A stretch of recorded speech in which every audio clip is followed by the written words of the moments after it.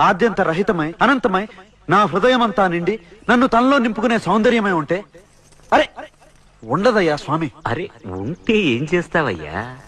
ఆ సౌందర్యానికే దాసోహం అంటాను. అయితేరా చూపిస్తాను. పద చూస్తాను.